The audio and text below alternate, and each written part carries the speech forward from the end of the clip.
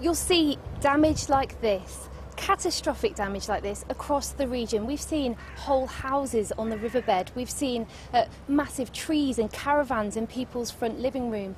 People here who lived through the war say that this is the worst thing that they've ever experienced. And of course it didn't just happen here. Belgium today has a day of national mourning for the deadly floods there last week. Luxembourg, the Netherlands, other parts of Germany had flooding too.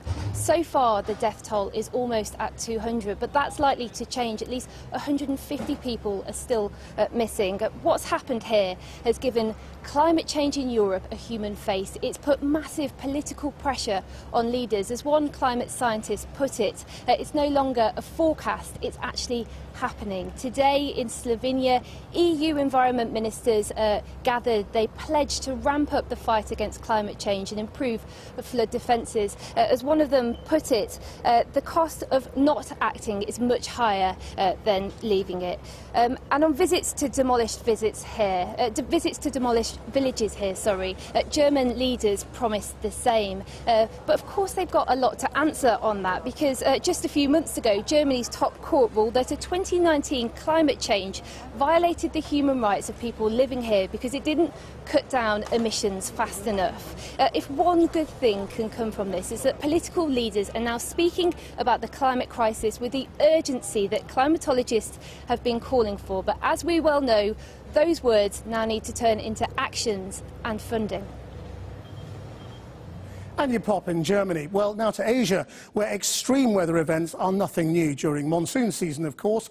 But the latest rains in India have many scientists warning monsoons are intensifying and becoming more unpredictable. Mandakini Galot spoke to us from Delhi. Heavy rainfall continues to batter India's financial capital, Mumbai, for the fourth straight day.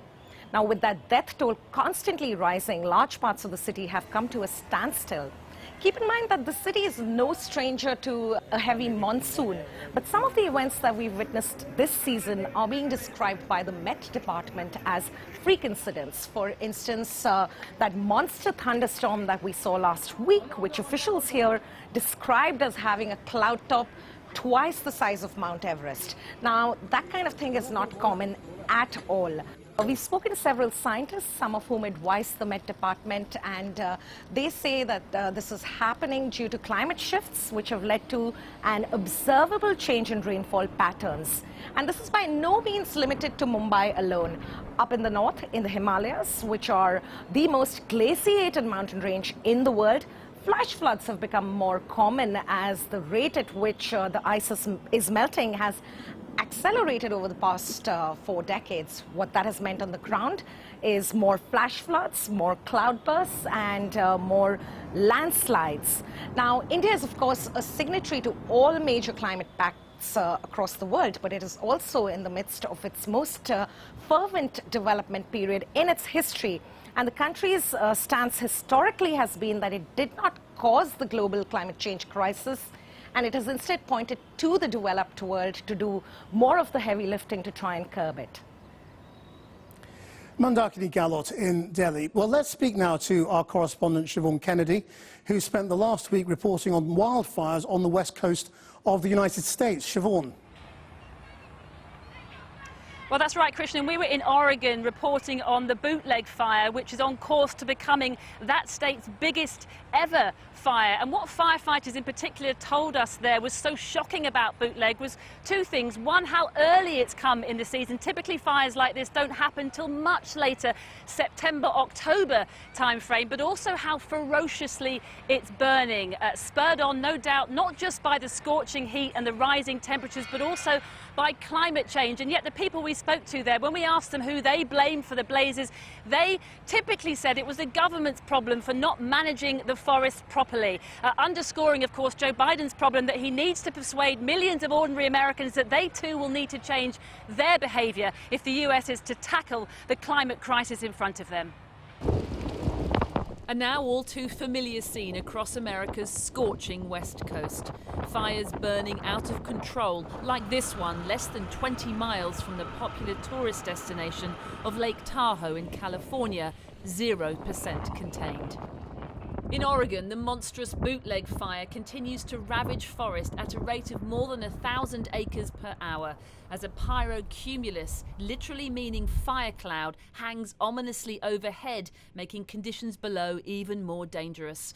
Bootlegs so far consumed an area the size of Los Angeles, making it the biggest of the 80 wildfires currently burning across 13 states. And this just the beginning of the fire season, one that's already more devastating than last year's, the worst on record, amid an unprecedented drought and record high temperatures, exacerbated by climate change and rising global temperatures.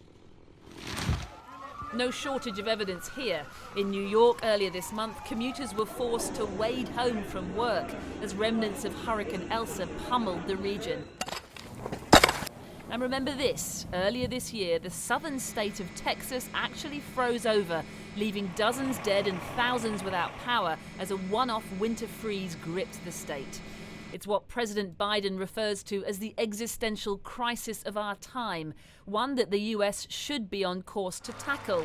It signed up to the Paris Climate Accord to keep global temperature rises well below 2% from pre-industrial levels. I was elected to represent the citizens of Pittsburgh, not Paris. But then came Donald Trump, the denier-in-chief, who quickly reversed course. The United States will withdraw